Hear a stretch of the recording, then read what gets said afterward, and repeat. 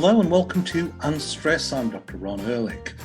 Well, today we are going to explore the art of frugal hedonism, a book written by Annie-Raser Rowland and Adam Grubb. It explores ways in which we can have a fulfilling life while still being frugal and conscious of what we spend and what our attitude is to our consumption and how that affects our well-being. I think the period that we are going through as a global pandemic has given an opportunity for us all globally to take some time, reflect on what is important in life. And I think this conversation is an important one to have for us all. So I hope you enjoyed this conversation I had with Annie-Raser Rowland. Welcome to the show, Annie. Hi, I'm pleased to be here. Good. Well, Annie, listen, we're going to talk about your wonderful book, The Art of Frugal Hedonism. And the two words frugal and hedonism don't immediately connect. You know, when we think about hedonism, we don't always think about frugality. Tell us how you brought those two together. What brought you to writing this book?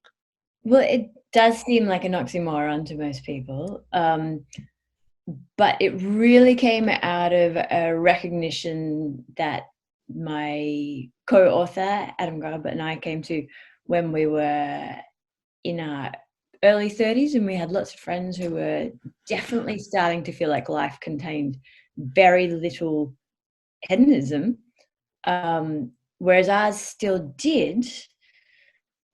And we realized a lot of that came down to money and our spending patterns, in that we were able to continue working a more minimal amount and on projects that we really enjoyed and take a lot more holidays, whereas a lot of them were already at that age finding themselves quite stuck in a spend-earn cycle that meant they always felt frantic about money and that they felt like there was no time left for pleasure in their life, and that they were losing sight of what had been making them happier when they were younger. And this, as we expected that, it became more and more of a revelation. And within a couple of weeks of starting to ask myself that question, I had several friends ask me, how do you spend so much time doing fun stuff and going on holidays, and you never seem to have any money troubles? And I thought, this is a question really worth trying to answer. And so I started trying to break down my spending patterns and how I approach money and how I thought about money. And I realized that there really were some very big differences to lots of people that I knew. And I realized that my lack of need for much money to live on was very protective of life's most fundamental hedonisms. Being able to just revel in the moment, being able to take daydreamy time when you want to, being able to do things without background stress, staying healthy. And the more I looked at it, the more I realized that lots of the stuff I was doing that was actually my stingy behaviors that lots of friends teased me about was the exact stuff that was giving me the ability to stay really attuned to life's pleasures. And it became clearer and clearer that in lots of ways, frugality was the facilitator for hedonism in my life. And I don't just mean in the way that saving money meant that I could work less, but I also mean that there's a lot of things that gradually reveal themselves that make appearances in the book that are frugal behaviors that are actually protective of having a more hedonistic life. And yes, lots of those hedonisms are deeper hedonisms, like staying more connected to people, staying fitter and healthier, staying more attuned to the natural world. But some of them are straight up in the moment classic hedonisms, things as simple as, because lots of friends by that point had taken up eating out a lot and buying the latest fashion whenever they felt like they should update their wardrobes, they didn't take much pleasure in getting anything new ever. And you may have come across this term. It's called the hedonic treadmill.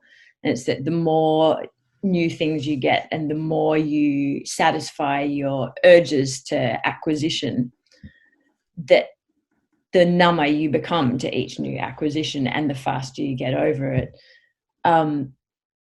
Whereas I found that because I was kind of a bit more old-fashioned in some ways, you could say, and more stringent on myself, and I'd say, no, I'll just eat home cooking like 90% of the time, that when I did go out and have a meal or say, I'm going to buy takeaway when I go work in the library today, it would seem like the most decadent thing.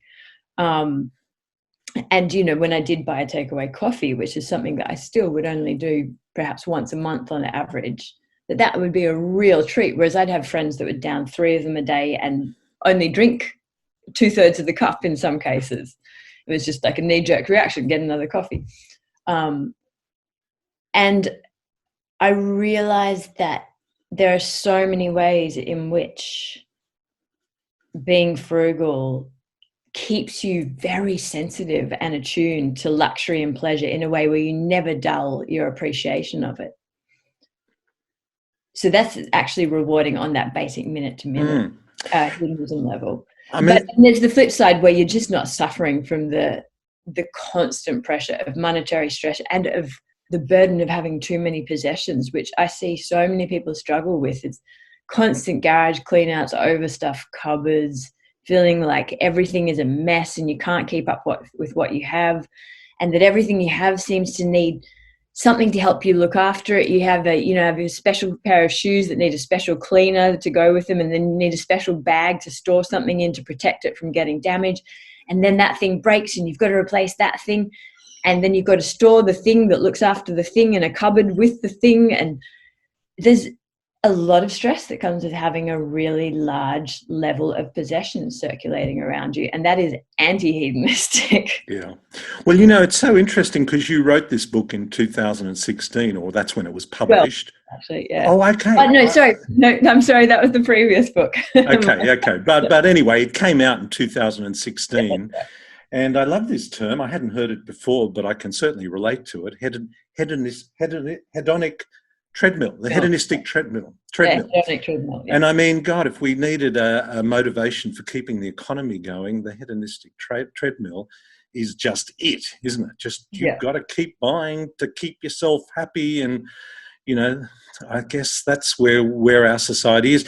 Although we're going to talk a little bit about what this latest period of global reflection has taught us, because it seems like your book is very timely. We have been getting lots of emails saying that people are finding the book very useful to help get them through this, which is including ones from America, which, given how deeply entrenched the US is in consumption psychology, I'd say they're even a notch further gone than most of us Australians. If they're finding it useful in the US, that's a high recommendation. That's a very high recognition, because the US and hedonism just are almost synonymous, aren't they? Is that? Let's not go too far on that one. But I think it is true. I mean, the consumption and the use of resources that what is it? 5% of the population, 5% of the world's population, and the impact that they have globally. And I think Australia is, as you say, not that far behind. No, we're very much up there. And I mean, I don't think that any of that is our fault. I'd be very quick to say that. I'm not sure exactly what has helped me escape some of those spending patterns. I think it's partly upbringing and it's partly certain traits of my character. But I continue to be susceptible and to have to check myself, because we are at the mercy of an extremely effective propaganda machine that is doing a phenomenally good job at teaching us that happiness does come from buying things. One little figure we have in the book is that in modern day Germany, that spending for online advertising alone, so that's just online advertising, is more than 7 times the amount of the entire Nazi propaganda budget. And that's adjusted for inflation, of course. Right. Which, if you think about how that propaganda was effective at being able to persuade people into an extremely rotten and destructive value system. And we have infinitely more money than that being thrown at us to change our fundamental values in the direction that the people throwing that money at us want to change them. It was nearly impossible to resist, because the psychologists who work on pitching those ads to us are very practiced at what they're doing, and they know how to hit us in all the soft spots. There's a reference to the philosopher Epicurus in the book, who, as much as his reputation is actually just someone who's always eating lots of soft cheese and glugging wine, you know, there's even restaurants and so on called the Epicurean because he's so deeply associated with pleasure. But he actually had a very similar principle for maintaining high pleasure levels in life. His whole approach to hedonism was to live fairly simply, but to appreciate the hell out of what you are consuming. That was a very strong part of his philosophy. He was like, don't overdo it, but just absolutely relish whatever pleasures you are having.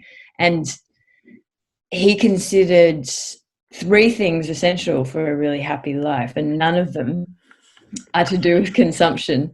It's friendship, freedom, and time for contemplation.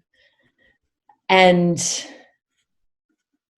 if you look at what is happening in lots of modern ads, and the much more recent philosopher Alain Botton writes about this, that most ads will feature one of those things, friendship or freedom or time for contemplation, and that what our brains register when we see the ad and go, oh, that feels like a good place to be. That feels like something closer to what I want my life to be. We're not registering the bottle of Coke in the hand or whatever it is.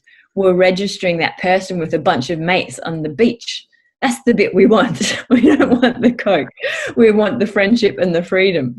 Or, you know, when it's an image of someone like gazing out across a valley with the latest Samsung in their hand or whatever, making them feel connected supposedly. It's the time for contemplation that our brain is registering that we want in that scene. It's not the phone.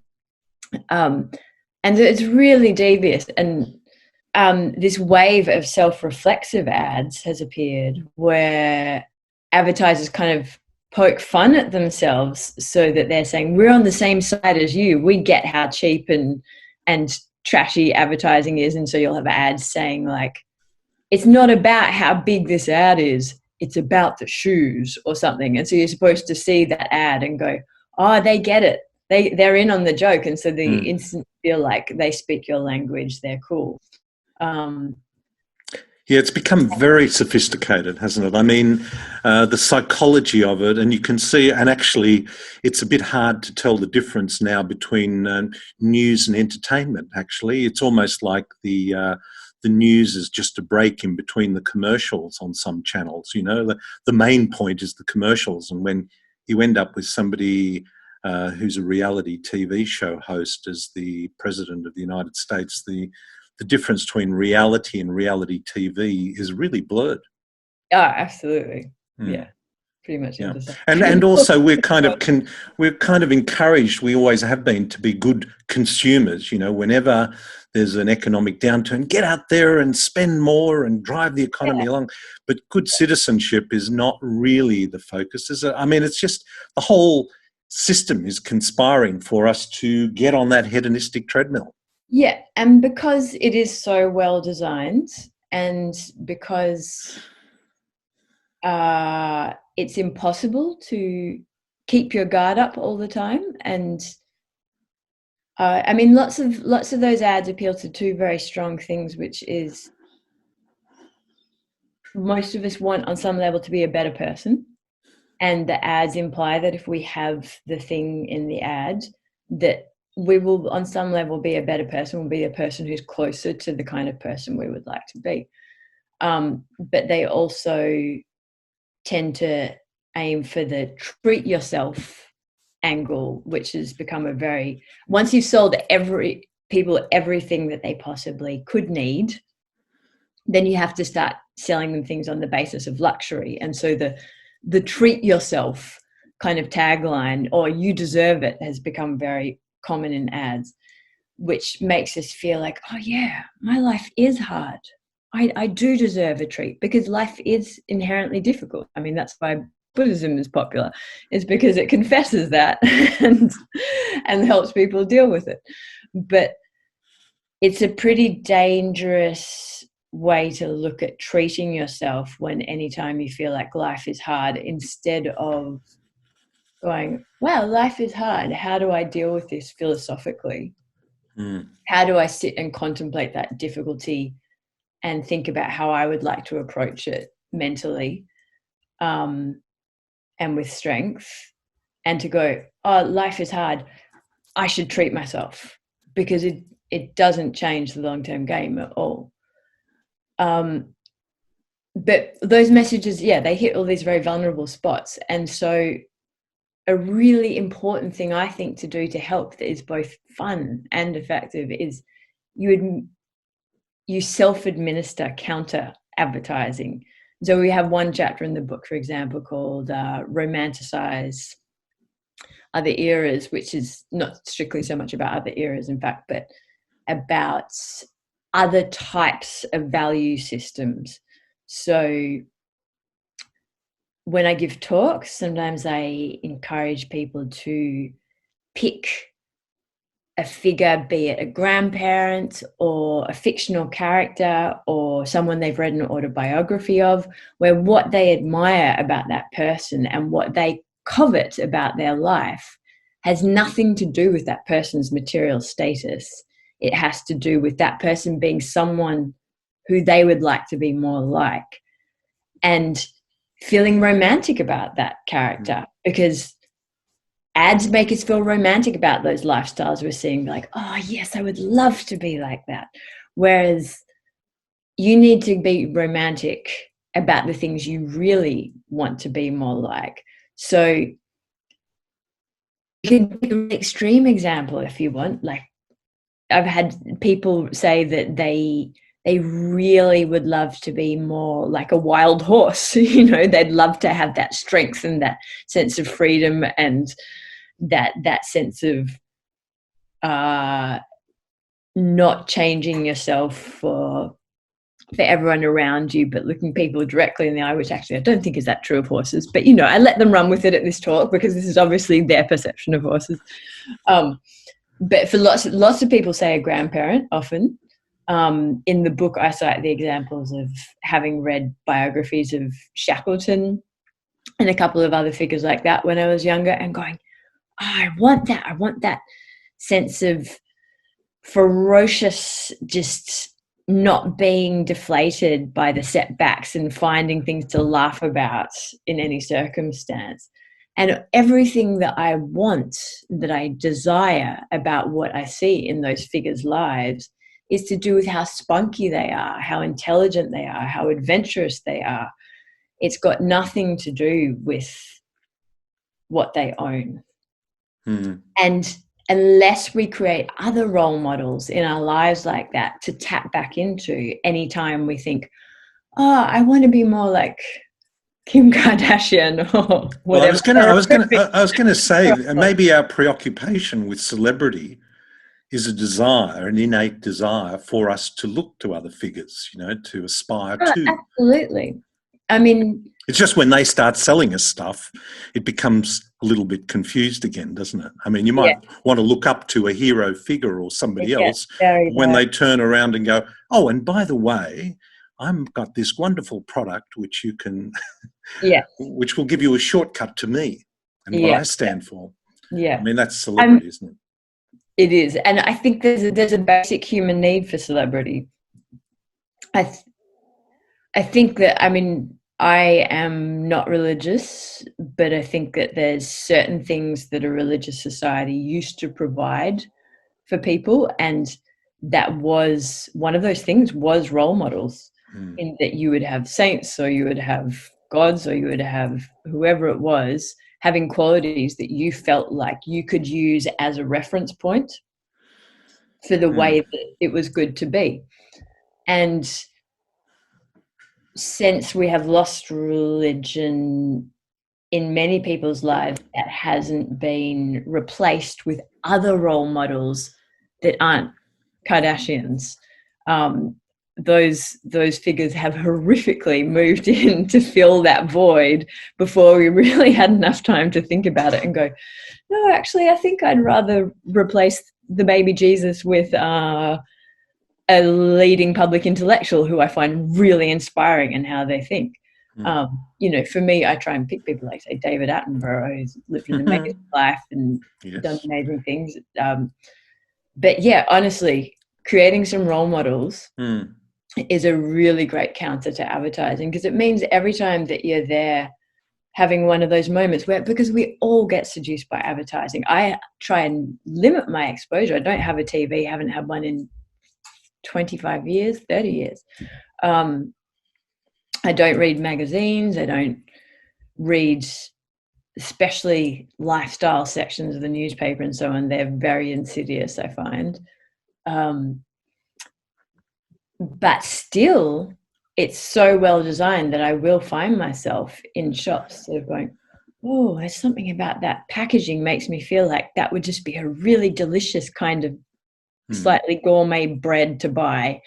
And then I, what would David Attenborough do in this situation? He wouldn't care at all. He'd just get some bread. He wouldn't be going, oh, that one looks somehow better. He'd just get the bread because he's got more important things to do with his life than covet products. Yeah. Now, listen, you've the book is divided up into 51 or so chapters, and it's really accessible, and I think some great, they're really short and accessible, digestible ideas. I wondered if we might just pick out a couple of your favourites to give our listener a bit of an example of how we might implement some of these in our everyday life. Yeah. Well, we have already touched on a couple. Yeah. In terms of, creating your own role models and so on. Yeah. A couple of my other favourites, it's not a sort of how to reuse your tea bags money saving book. It's much more based on your psychology around money and spending. Right. There are a few practical ones in there. Maybe I'll kick off with one of the practical ones. The practical ones tend to be very short and to the point because they were just a handful of things that we pinpointed where we went, this is such an easy thing to change and yet really saves you quite a substantial amount of money very easily. So I'll grab two of those to start with. One is to really limit buying drinks. And I don't just mean alcoholic drinks, but if you are going to eat out and if it's something you do regularly, lots of people will just automatically buy the bottle of orange juice or the Coke, or if it's a restaurant meal, the wine or whatever it is with a meal. And yeah, if that's something you really want and you're really going to appreciate it in that moment, sure, do that. But if you're going out for that, for someone, don't just automatically go, well, I'll get a lemonade with that. Because drinks really often are not as expensive, but sort of half to 2/3 the price of the meal that you're ordering. And we even have a table in the book where we went around and looked at different levels of dining, right from a convenience store up to fine dining. And you're often paying close to half on a drink what you are for the meal. And you often just don't need it. Like, it's often empty calories and you're just ordering it as a knee-jerk reaction or because the waiter comes up and says, what would you like to drink with that? And you feel weird to say, no, I'll just have water, thanks. Lots of people feel uncomfortable refusing things in that context. Don't be uncomfortable with that. If you'd be just as happy with water or almost as happy as water, you can save yourself a whacking lot of money over the course of a week if you're someone that eats out regularly. Just try skipping drinks sometimes. An exception to that would be drinks that stand in for that eating out experience, which I think can be, if you really are trying to stay on a very low budget.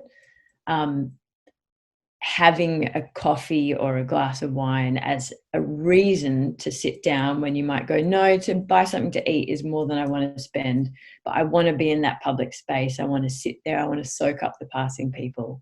That can be a really good reason to buy a drink if that's all you're having and you're just sitting there to really enjoy that and savor it. And, you know, coffee and alcohol, they're both drugs. Don't rush them. Appreciate that drug experience. Sit there and feel it take over your body and alter your mind a little bit and provoke thoughts and change your mental state and use what that's doing for you. Don't just slam it back and go, all right, that's just a tool to let me get on with my day. Enjoy taking drugs. There you go. That's one of my tips. There we go. Not really. And another practical one would be to, with whatever capacity you have for light is usually the limiting factor, but to grow some of your own greens. So herbs, a little bit of lettuce. Most people have a sunny windowsill or a balcony or a garden where you can at least grow a pot of parsley and rocket and spring onions perhaps. And the reason that I would suggest those things is because I have looked in so many fridges in my life where people have 7 or 8 little packets of this much thyme and this much oregano and this many chives slowly mouldering away in huge amounts of plastic packaging that cost $4.50 each for like the tiniest amount of herbs because they wanted to use it in some dish. And you grow those things yourself. They're all some of the easiest things to grow. They taste much better when they're fresh, and you get to use exactly the amount that you want when you pick them. And it's just a really nice little thing to do, to have at least something growing. Lots of people are becoming absolute guns at growing indoor plants. And if you can do that, then you can definitely look after some pots of herbs. Yeah. I mean, as I was reading your book, I kind of thought, wow, this is like, we hear a lot about mindfulness, you know, doing mindfulness exercises, which people think of as a kind of meditation light. But this book, you know, when you look at even your example of having a cup of coffee or a glass of wine, it's mindfully being there to drink each drop of this, and you know, you pick a herb and you look at that herb that you've grown. So it's just kind of engaging on a moment to moment level of what it is you're doing. I kind of thought there's another word there for describing this whole concept, and mindfulness or being there or just taking your time to think about everything that was a good example. I picked up on those too, because, you know, we sit and have coffee and sometimes I drink mine far too quickly. Yeah, it really does change the quality of life, because lots of people think they're not going to be able to start enjoying things till they go on holiday or get some time off at least. Or another one that intrigued me was beware fake frugalism. You know, beware fake frugal. Go on, tell us a bit about that. Yeah, I mean, that's a fairly straightforward one. You just don't want to make the mistake if you become someone that is, if you're trying to cut down your consumption primarily for the sake of saving money, because lots of people want to cut their consumption to change, to have a more hedonistic life or for environmental reasons. But if you're doing it to save money particularly, people will fall into that trap of going, well, I just buy the cheapest and bulk amounts of everything from the cheapest source. And that really isn't true hedonism in the long run. Because if you're buying, say, the cheapest factory farmed eggs or animal products, you are creating a world for yourself to live in, and possibly your children, if you have children, that is anti-hedonistic, because it creates a culture where quality of life is not valued, whether it be the person working in slave-like factory conditions in a third world country who's making those cheap goods, be it the animal that is suffering to create those goods. And I think we compartmentalize often and say, well, I can't see that. That doesn't affect my sense of pleasure in the world. But I think most people on some level have this gut sense of what is happening elsewhere. And when you have this sense of a world where there's a whole lot of just nasty shit going on, and that you know that you're partly involved, that isn't a good hedonistic feeling. That's a dark, niggly feeling that pecks away at your soul. Absolutely. But I mean, one interesting thing about even the dictionary definition of hedonism is that it is not only the engagement with pleasure, but it is the absence of suffering. Right, interesting. So if you've got things that are causing you sort of psychological or emotional suffering on some level, that's not a hedonistic life. And the counter to that is that if you pay that little bit of extra money and get the organic free-range eggs instead, then anytime you eat one of those eggs, on some level, your brain is having that association of, oh, I can imagine a happy chicken scratching around in a field and pecking and clucking and feeling the sun on its feathers and not suffering. And that is actually a good feeling that replaces that potentially horrible little feeling you've got niggling away somewhere in you.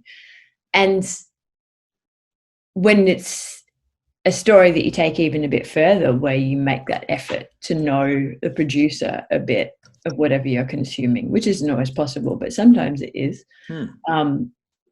You know, when I get local honey, I know where it is, and I happen to know that where the beehives are in my neighborhood, and it means that I get that little pleasure, that little hedonistic spike of looking at a bee and going, buzzing around the flowers outside my apartment and going, oh, you could have possibly made some of my honey. And that's little micro hedonism that I get to enjoy on a daily basis that also makes me feel part of a bigger web of things in the world, which is a pleasure unto itself.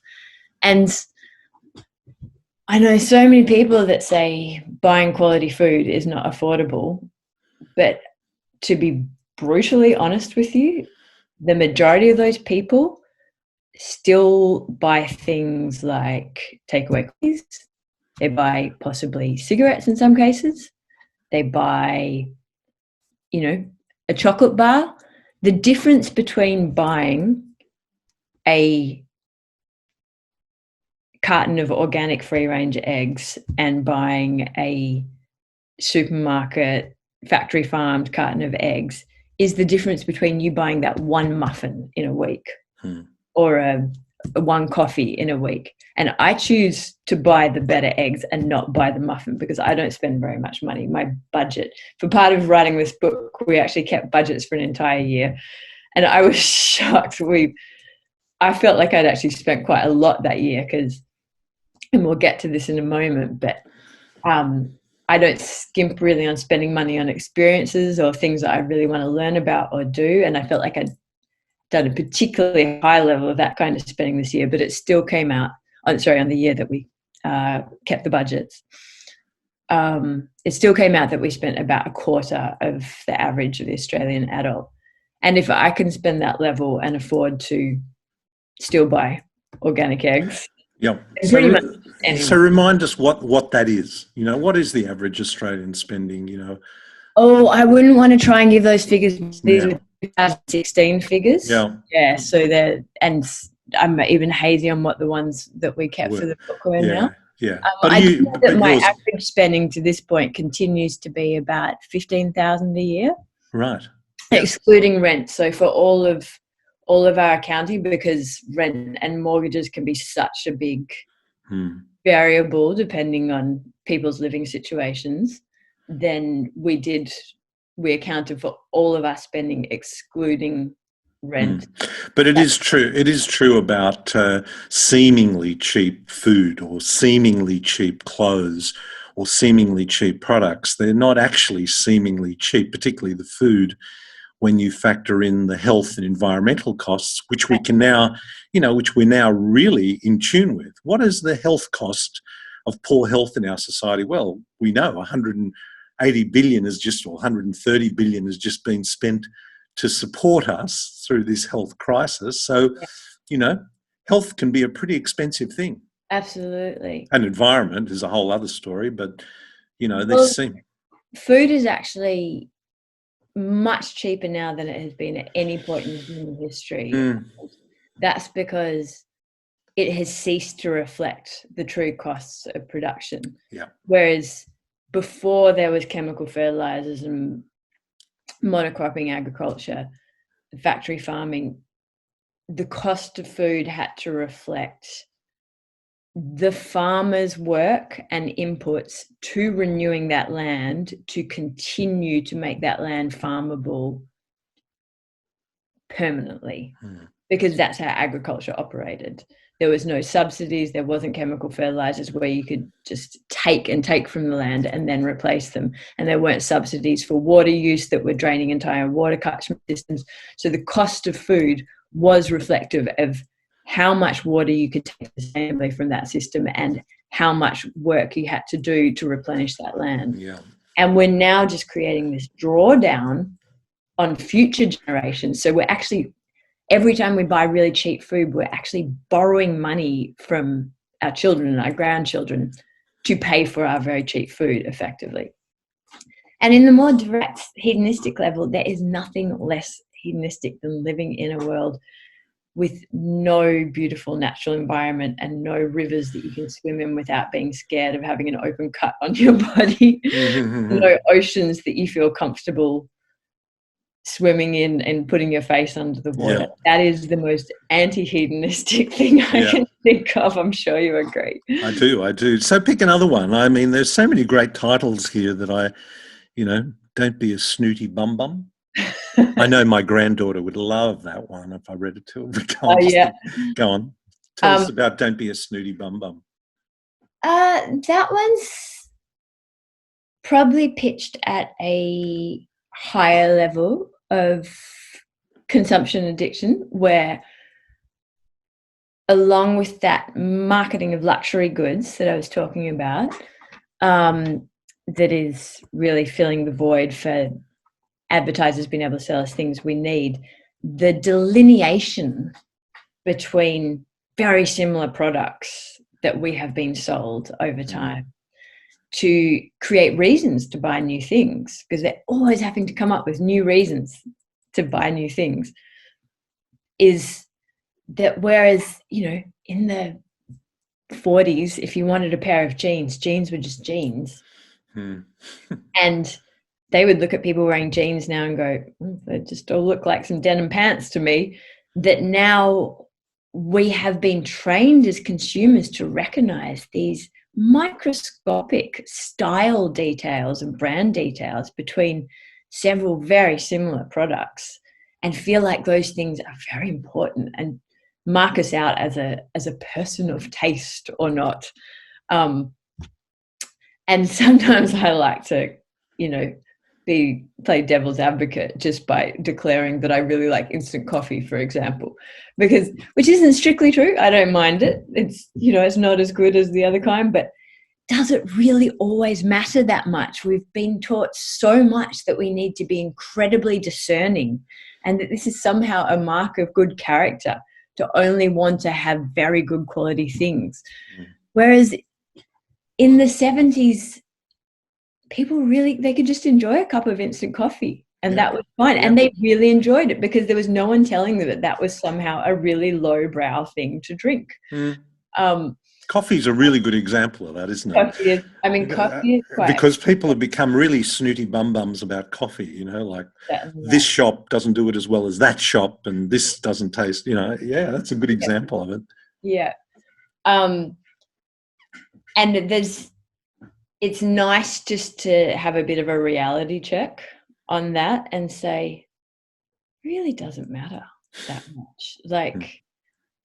It doesn't matter if, the kitchen and these are much bigger examples that we do go into in some other chapters in the book, but when you get things as large and substantial as people's homes becoming things where they feel like it's really important to reflect good taste, to the extent that people will move into a completely adequate house and feel the need to redo it before they feel comfortable or like it's an okay place to live because the kitchen just looks a bit outdated. That's a dangerous level of discerning consumer behavior, because the world cannot afford those kind of resources, and most people's hip pockets cannot afford keeping up with that level of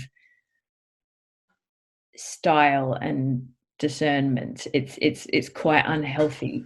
If the kitchen is functional, figure out some other ways to make it nice. Put some new paint on, change the doorknobs. Don't gut your entire kitchen and have a whole new one put in that's probably made out of really cheap materials that are going to break and will need redoing in another 15 years. Because that is a huge, renovations are one of the biggest drawdowns of expenses, of resource use. And yeah, it's a pretty dangerous psychology to come and do. And we have a whole chapter, a very short chapter on the book about the strange liberation of deciding that what you have is okay. And to make the point, I give the tiniest example conceivable, which is that I like to make gnocchi, I like to make pasta, I like to make various things that might use a slotted spoon in the kitchen. And I put on my list for when I next went to an op shop, get a slotted spoon, because at some point I went, I make gnocchi all the time. I should really have a slotted spoon. And I got there and it wasn't about the money, because there was plenty of slotted spoons at the op shop and they cost 99 cents each. And I looked at it and I went, but I've been making gnocchi for 20 years without a slotted spoon and it's been just fine. And so I went, well, I guess I don't need one then. It might be more convenient, but I clearly need one because I haven't suffered at all for not having one. And there is something incredibly liberating about making that choice. And you can do it when you're going a bit consumer loco brain over something you think you really want.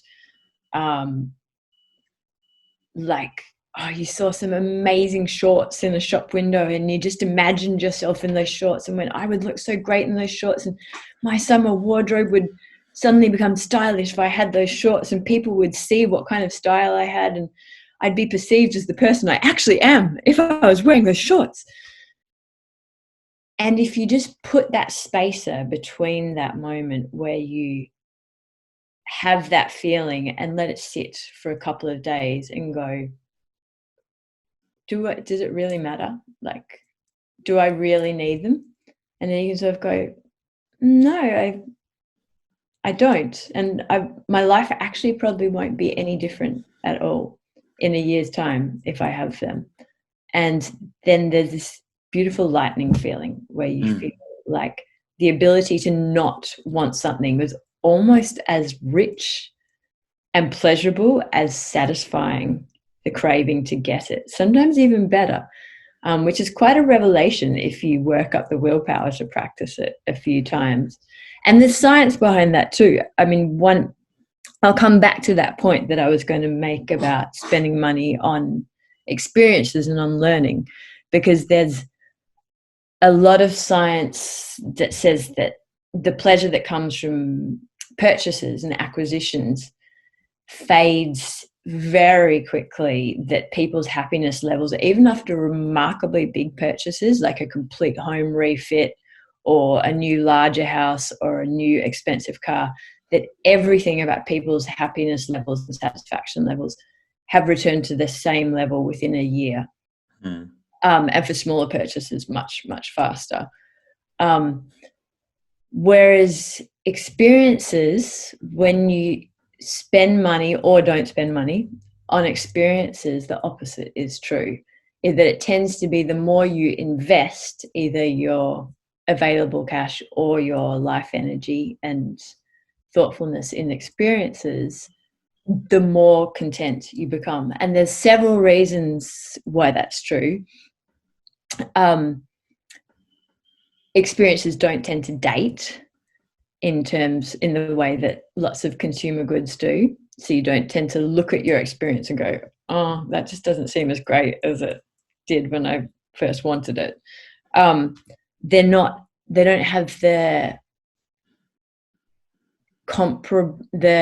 capacity to be compared in the way where if you go have a beautiful time walking on the beach with your daughter or your partner or your dog, and you look at the waves crashing, you don't tend to look at someone else who's gone for a walk that day and go, I bet they had a better walk than I did, in the way that people will covet each other's possessions and suddenly look at theirs and feel like it's a bit shabby compared to the other person.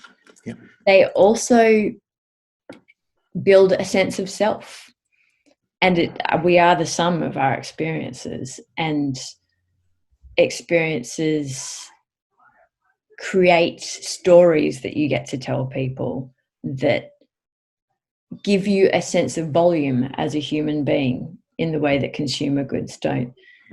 And the remarkable thing is they do that even when the experiences are a failure. There's a phenomenon called positive reinterpretation. Hang on, say that again. Positive reinterpretation, where if positive reinterpretation, yep. Yeah, where you have an experience that might actually be categorically a disaster, and yet when you look back on it, because it becomes a story and it becomes a narrative and it becomes a moment of intensity, you start to look on it as a positive experience, even though it was technically a failure. And I'm sure you can think of a million examples of this yourself. I think straight away, a kayaking trip that I did with my partner at the end of last year. And for the first 2 days, it was beautiful and sunny. And for the last 3 days, we were in gale force winds and we were freezing and we were exhausted and we were having to paddle like Vikings for 7-hour days. And there was so many points then where we were just looking at each other going, I don't know if I can do this anymore. And like, where was the weather forecast we'd hoped for? But by the time it was done, we were like, that was amazing. That was great. And we still talk about it and how hard we had to paddle and how like insane that weather was to this day. And that happens in much smaller ways too. Now that positive reinterpretation almost never happens if you buy a fridge that just doesn't work. While you're talking about positive reinterpretation, it's interesting about the period we're going through at the moment. Isn't it really? I mean, so many people now, I mean, as long as you are fortunate enough to have a roof over your head and food on the table, and if you are fortunate also to have your job still, that putting that aside, so many people have reflected on this period in a positive way, isn't it? What are some of the lessons you've learned, given you've written a book called The Art of Frugal Hedonism? What are some of the things you've taken out of this period? Yeah. Kind of, is it more than just I told you so? No, absolutely. I mean, I've found parts of it hard too. It hasn't been entirely protective having the philosophies that I do. I guess one of the things I'm really grateful for is that I have heaps of friends who are in money stress because of this, and I'm very grateful for the ability to live off so little money that it means I've always got a buffer and I've always got savings because of how little I spend. And so even though my work has cut down a whole lot, then it doesn't worry me particularly. It just means I'm saving less than I usually do. And that's a really nice peace of mind to have. It's reinforced for me the way that people, including myself, just thrive on nature contact time when we're under any kind of stress and when anything feels uncertain. On nature. Yeah. Nature. I don't know where you are, but here the parks and the gardens are just packed with people. And yes, that's partly because people don't have other places to go and want to go out into the world. But you can also just see that people just want to look at the sky and they want to look at plants because it helps them feel sane and feel okay. And I guess I keep thinking about it not so much on a personal level, but maybe more on the policy level of how I'm really hoping that this becomes a catalyst both for people in their local council areas to write to the council and say, we need more green spaces. We need, as especially cities become places that have fewer and fewer silent places, we need green spaces big enough that you can't always hear traffic noise in them so that your brain can find some stillness. Because I think the noise aspect of being in natural places is really overlooked. And I notice other people like myself at this point seeking out the parts of the creek that I live near. There's only a few parts where you can't hear traffic noise anymore. And people need to be proactive about this, like write to your local council and say, COVID has taught me that we need this. Please, can policy move in this direction?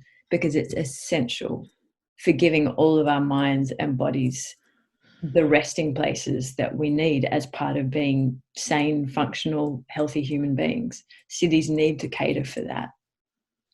It's a very important part of good care of citizens. One of the other bits that I guess I'm finding very interesting is, and I don't know, I move in social circles that don't necessarily reflect the dominant culture, so I've got a strange gauge on it, but I would like to think there's a lot of people reflecting on the fact that for a good chunk of the last year, 80% of businesses in lots of areas are shut. And no one is going out, is suffering from not having things they need because of that, which seems a very lovely and stark measure of how unnecessary most of the businesses that we have around us are, and most of the things they're selling are. All those homewares stores, all of the gift stores. I mean, even lots of what stays open is not strictly necessary. I know a lot of fashion shops that are still open, and a lot of cafes and so on that are still open. You strictly don't need most of those either. But it sends a pretty clear message. And I know there's lots of online shopping going on, so that messes that clarity up a little bit. I was pretty horrified after speaking to a postman not long after this started, someone at the post office, who said the online shopping's just gone through the roof because people still want their fix of acquiring something new. But it is still a really beautifully simple and elegant demonstration of how many of the shops selling things are selling us things that we just don't need at all. It's all shit to keep the consumption machine ticking over. And I really hope people reflect on that and go, okay, well, what are the businesses I actually need that sell me stuff I need, that I really want to consume for a really good reason, or are necessary to life? Because we do need to cut our consumption back, because we're acting like a very, very greedy, spoilt child in most of the Western countries, and it's not going to work for very much longer. It's already starting. Now, listen, we're coming to the end, and I just wanted to ask you one last question. And you've covered it to some degree, I guess, because we're all on this health journey together through life in this modern world, and I'm wondering what you think the biggest challenge is for an individual on that journey? Health, did you say? Well, no, what the biggest challenge is for an individual on this journey through life in our modern world. Sorry, I thought you said health related. No, not necessarily health related, just what you see as the biggest challenge in our modern world as individuals. Being appreciative. Yeah. I mean, it's cheesy, but most people struggle with it. And I struggle with it as well. But anytime I stop and compare myself, and this is a great strategy for reminding yourself how lucky you are and that you probably don't need whatever it is you're currently craving. Compare yourself to basically any human being with the exception of kings and emperors throughout history, and we are just so well catered for in terms of comfort and convenience. Even those of us in society who spend the smallest amount have such a luxurious lifestyle compared to most humans throughout all of history. And to me, the best thing we can do at this point in civilization is to recognize that and find that sweet spot where we are really enjoying some of those conveniences and comforts and diversity of products and services that technology and globalization has brought us, but we're not overtaxing them, that we really enjoy the most precious ones and suck every bit of pleasure and gratitude out of the ones that we are consuming, whether it be having the heating on so that you don't have to have fires smoking up your house all through winter. That's amazing. And most humans throughout history would be like, oh, you can just push a button and be warm. And you don't have to go gather fuel and have smoke and soot issues. And like, that's just all by itself. Just that little one is amazing. Just don't turn the heating up too high and only use it when you really need it and put on extra clothes. That one tiny example, or that you can buy food that comes from 100 kilometers away rather than only 10 kilometers away.